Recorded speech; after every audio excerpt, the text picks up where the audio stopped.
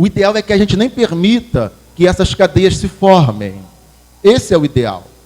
Mas nem todos conseguem impedir que as cadeias se formem. Então, à medida que você percebe que uma nova cadeia se formou na tua alma, é importante que você quebre. E é importante também que as cadeias antigas da tua alma sejam quebradas também. Amém ou amém? Se ainda há cadeias aí que não foram quebradas, sejam quebradas. Então é isso que nós vamos ver nessa noite com esse tema, quebrando as cadeias da alma. Pode avançar, por favor? A alma do homem direciona o seu destino. Então, aquilo que nós temos dentro de nós nos direciona. A nossa alma, falamos isso semana passada, a nossa alma forma quem nós somos, a nossa personalidade. Eu sou a minha alma. Eu não sou esse corpo, eu também não sou o espírito, eu sou a minha alma, a minha personalidade, o meu conjunto de emoções, sentimentos, razões, não é? O intelecto, as minhas experiências, os meus traumas, tudo isso é a minha alma. E a nossa existência, ela acontece através da alma. A nossa existência, eu não estou falando estar vivo, estou falando existir. Porque a pessoa pode estar viva, mas nem por isso ela existe. A nossa existência, ela acontece através da nossa alma.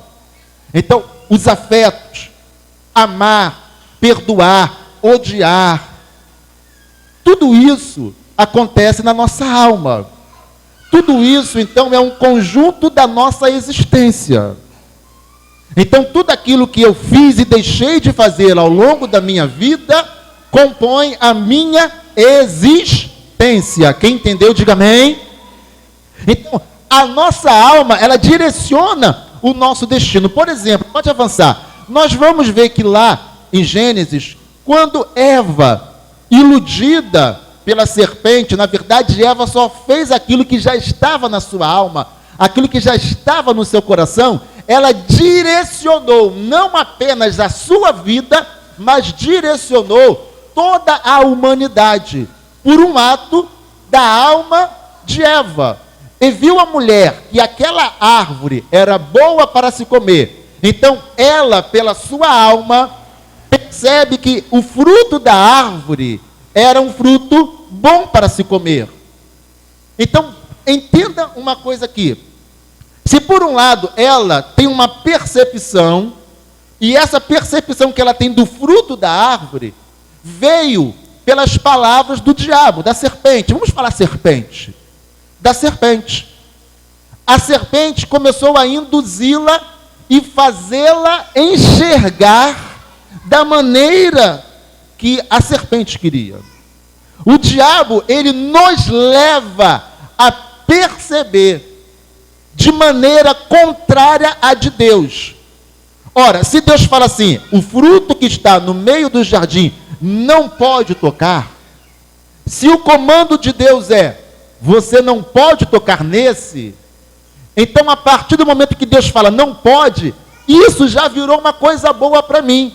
Então o que é bom para mim? Comer do fruto ou não comer do fruto? O que é bom? Se Deus disse, do fruto você não come, não pode comer. Então o que passa a ser bom para você?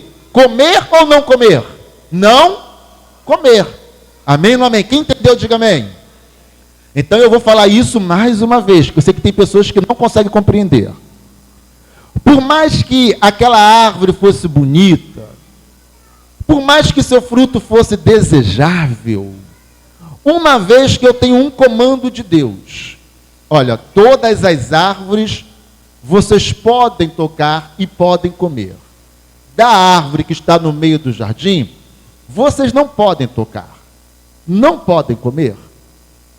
A partir do momento que está nítido o comando de Deus, aquela árvore só me dará prazer quando eu olhá-la e falar, essa aqui eu não posso tocar. E o meu prazer é não tocar na árvore. Quem entendeu, diga amém. O meu prazer consiste em não tocar. Então, eu vou dar um exemplo aqui com outras palavras. E você vai compreender bem melhor isso com o exemplo que eu vou te dar.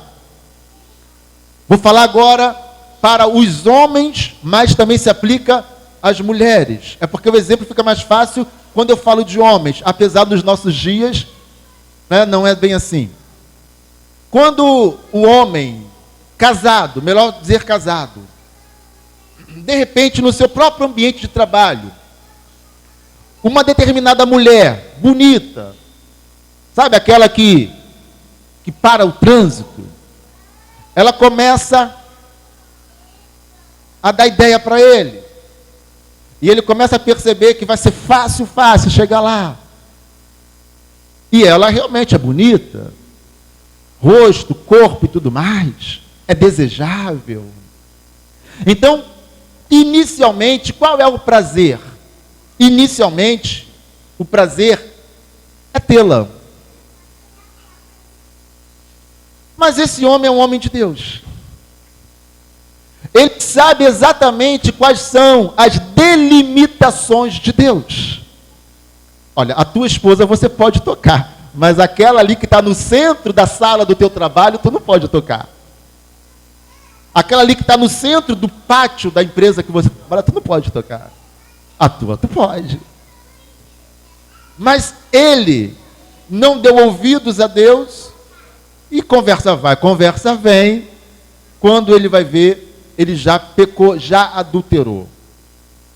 E a gente sabe que quando eu falo a gente sabe, pelo menos eu, né, não sei na prática, mas imagino e tenho a noção de quão decepcionante, frustrante é para quem diz que serve a Deus, trair a sua esposa com qualquer mulher que seja. Então aquilo que seria prazeroso agora é triste, é deprimente. Então vamos lá, continuando no exemplo. Ele olha para ela e fala: uau, mas não é para mim, porque eu sirvo a Deus e sei que isso vai aborrecer o coração de Deus. Eu sei que isso não vai agradar a Deus e vai me afastar da intimidade com Deus. E ele, o prazer foi em obedecer a Deus e não dar vazão ao seu desejo, não dar vazão à sua vontade. A alegria de falar: uau, não sei como resistir, mas resistir. Amém ou amém?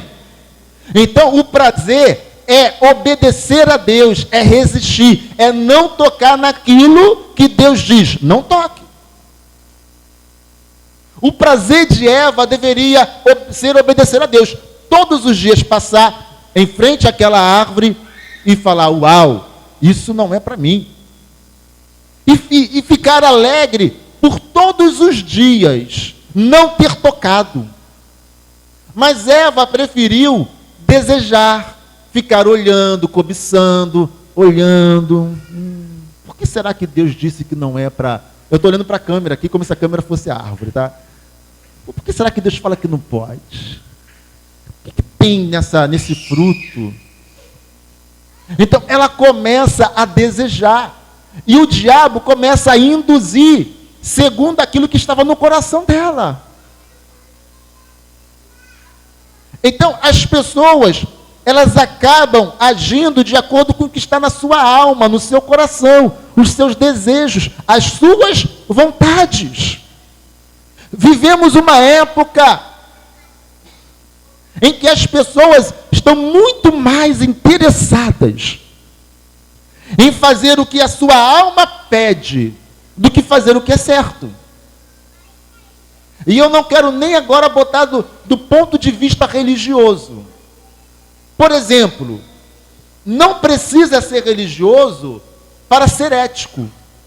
Aliás, eu percebo que a maioria daqueles que nem acreditam em Deus, que se dizem ateus, ou pelo menos agnósticos, são muito éticos. Olha, eu conheço vários ateus e agnósticos que são um exemplo de ética. Em contrapartida, eu conheço um montão de crente, de líder religioso, de pastor, que os caras são canalhas, corruptos. Toda hora surgem esses nomes aí, e agora, essa semana, surgiu o nome de 2. Né? Os caras não são éticos. Os caras usam, inclusive, a religião e o nome de Deus para as suas barganhas, para as suas canalices. Mas muita gente que não crê em Deus, na existência de Deus, são muito éticos, muito coerentes, muito corretos no seu procedimento. E eu admiro muito. Eu conheço vários. Eu tenho admiração por vários deles. Então, para que sejamos éticos, nem precisamos ser religiosos.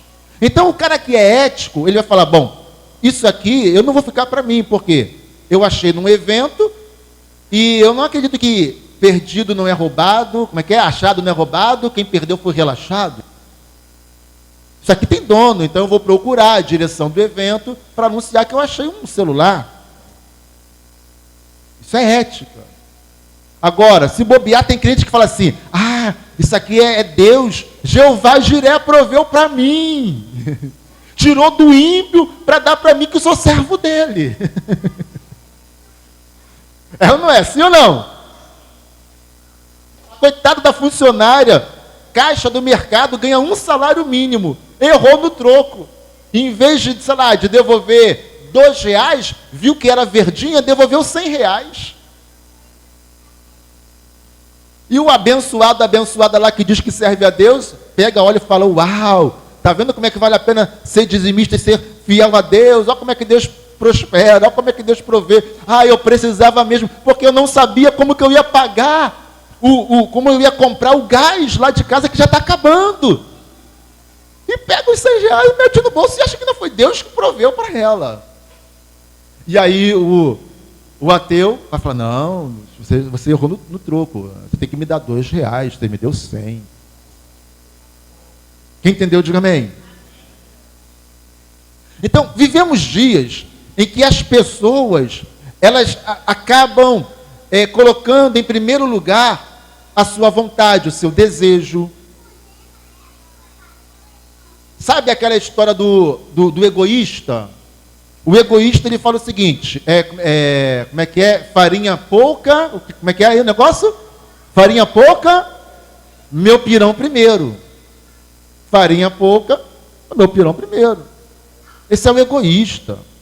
Ele só pensa nele. Isso é complicado. Então, nós vivemos uma época em que as pessoas, elas em primeiro lugar querem colocar suas necessidades, suas vontades, seus desejos, em vez de fazer aquilo que é certo. E como eu disse, você não precisa ser religioso para fazer aquilo que é certo. Agora, o problema é quando você se diz religioso, diz que é homem de Deus, diz que é mulher de Deus e faz o que é errado. Revela uma alma doente. Eva não deveria ter tocado na árvore, no fruto da árvore que estava no meio do jardim. Porque Deus disse, você não pode tocar, não é para você.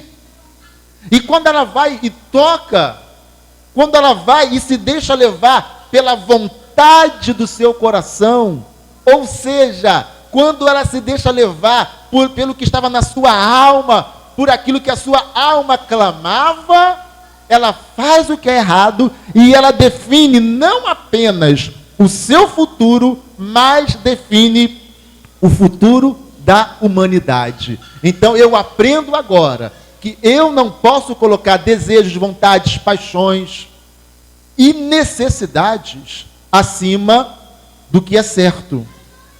Quem entendeu, diga amém. Acima do que é ético, acima da vontade de Deus. Então, a nossa alma, ela direciona o nosso destino. A alma de Eva já estava contaminada por tudo aquilo que o diabo, pela serpente, ficava induzindo e colocando no coração dela. Então, pega isso aí, grava isso aí, ok? Que daqui a pouco nós vamos... eu quero voltar de outra maneira a falar isso. Quem estiver assistindo, né, pelo YouTube, é importante que assista a segunda e a terceira parte, porque essa mensagem será dividida em primeira, segunda e terceira parte. Essa é apenas a primeira parte, tá? Então é importante assistir a segunda e a terceira parte também. Então, quando Eva, ela faz isso, ela direciona não apenas a sua vida, mas toda a humanidade. Mas pode avançar, avança aí. Nosso comportamento é fruto da nossa alma. Então, Marcos, capítulo 7, versículos 20 ao 23, e dizia: o que sai do homem, isso é o que contamina o homem. Porque do interior do coração dos homens saem os maus pensamentos, os adultérios, as prostituições, os homicídios, os furtos, a avareza, as maldades, o engano, a dissolução, a inveja, a blasfêmia, a soberba, a loucura. Todos estes males procedem de dentro e contaminam o homem. Então Jesus está falando o seguinte: aquilo que contamina o homem é o que sai de dentro, é o que sai do coração, é o que procede da sua alma. O que procede da alma contamina não somente a própria pessoa, mas contamina os demais. Então, por exemplo, quando a minha alma gera violência, essa violência vai afetar terceiros.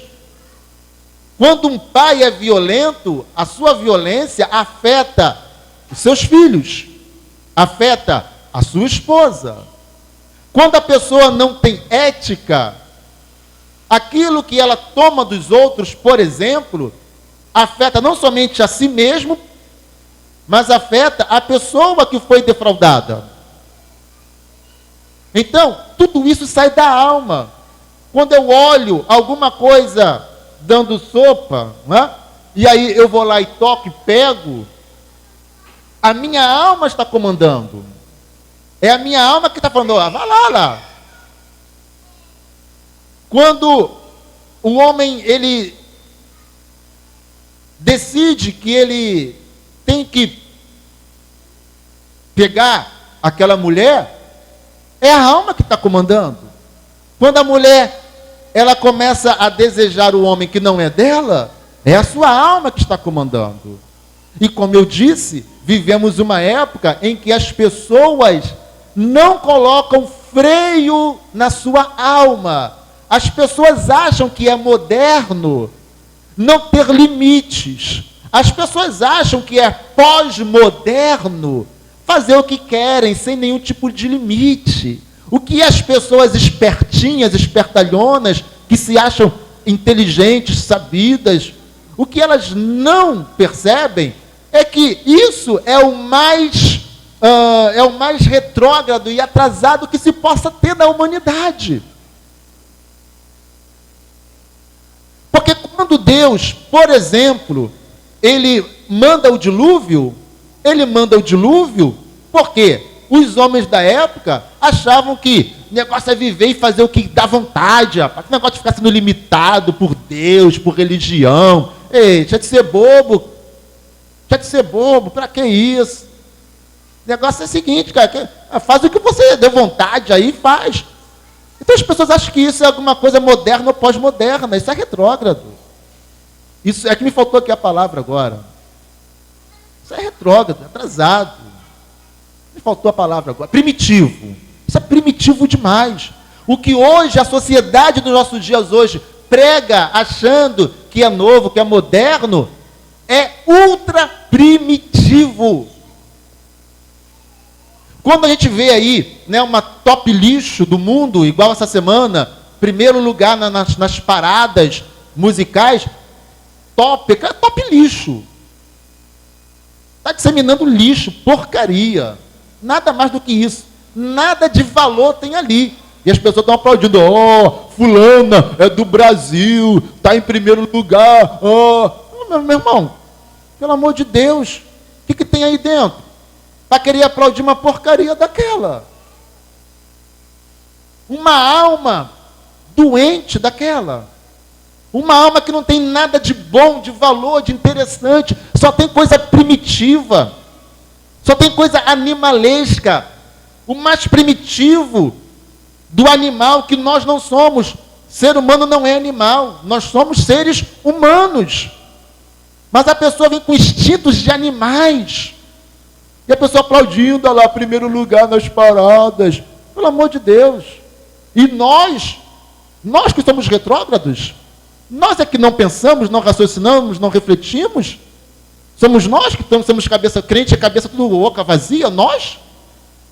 Eu, pelo menos, não sou. Eu sei muito bem o que ela faz e sei o quão ruim ela faz. Mas o mundo, cego, morto, não consegue enxergar o quanto isso é mal, é horrível. Instintos primitivos que levaram à destruição da sociedade lá atrás.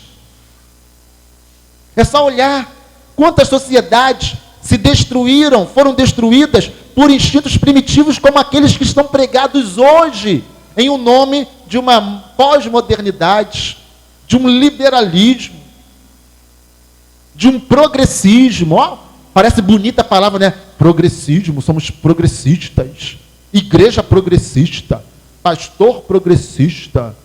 Aí parece que é bonitinho, né? Soa bonitinho, moderno, né? Mas é retrógrado, é primitivo. Várias sociedades foram destruídas, se autodestruíram pelo progressismo da sua época. Falta de valores não é progresso, é regresso. Quem entendeu, diga amém. Mas tudo isso provém de quê? De uma alma doente. Porque quando você vê uma porcaria sendo colocada em primeiro lugar, e você aplaude dizendo, uau, parabéns para ela, a tua alma se assemelha a dela. Você não consegue filtrar, você não consegue perceber que aquilo é uma porcaria. Porque você está sendo induzido pela cultura do mundo, pela cultura dessa época. Isso vai te induzindo. E você não sabe nem por que está aplaudindo, mas está aplaudindo. Falaram que é bonito, que é bom, que é legal, e você está aplaudindo. Não consegue nem filtrar. Bom, vamos lá. Avança aí.